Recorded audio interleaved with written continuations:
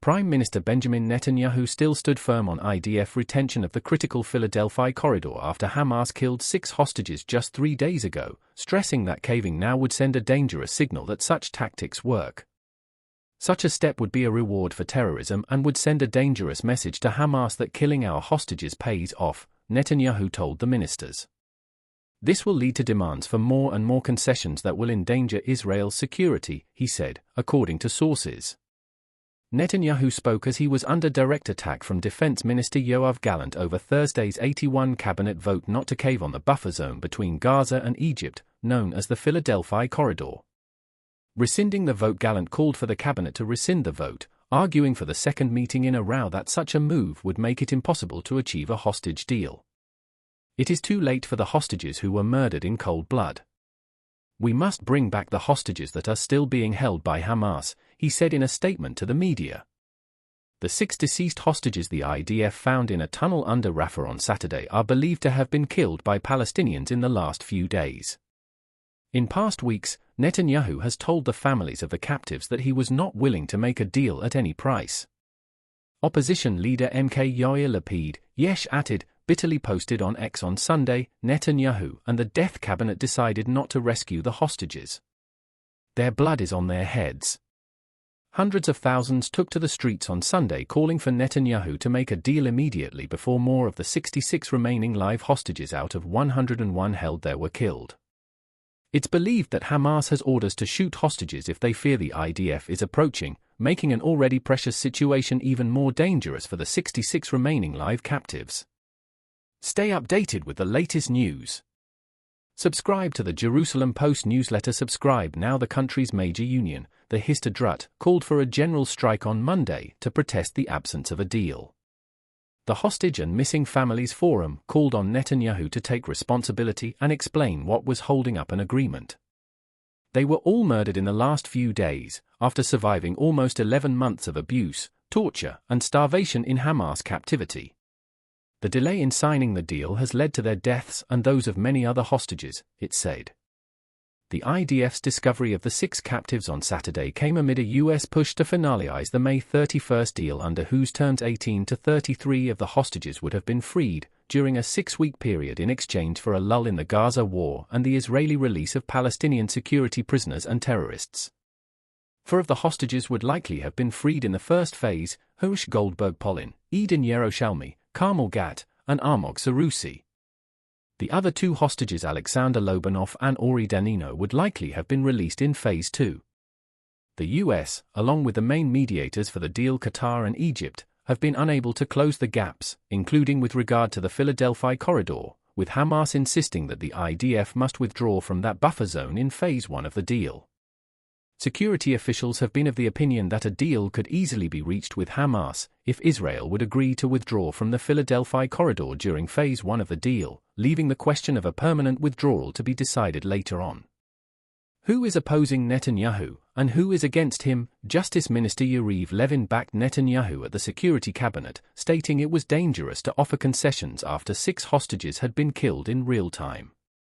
Where will it lead? What will this do to the negotiations? It doesn't take much imagination, he said, as he attacked Gallant for his public opposition to the Philadelphia decision, including through posts on X. How can we conduct ourselves if everyone tweets their opinions from the cabinet? Levin rhetorically asked, saying ministers had a responsibility to back the votes taken there. Finance Minister Bezalel Smotrich said, Hamas wants us to surrender. You can take an entire country hostage. If we give in to the demands of Hamas as Gallant wants, we have lost the war. Strategic Affairs Minister Ron Dermer said Israel had paid a high price on the international stage when it recaptured the corridor in May, and it would be difficult to return once the IDF left, even if that withdrew temporarily. Netanyahu said he believed that if the IDF left, Hamas could once again smuggle weapons under the Philadelphi corridor as it had in the past. It's even possible that hostages could be smuggled out of Gaza under the corridor, Netanyahu stated. He recalled that he had agreed to the 3-phase hostage deal U.S. President Joe Biden first unveiled on May 31 and to the bridging proposal the U.S. put forward on August 16.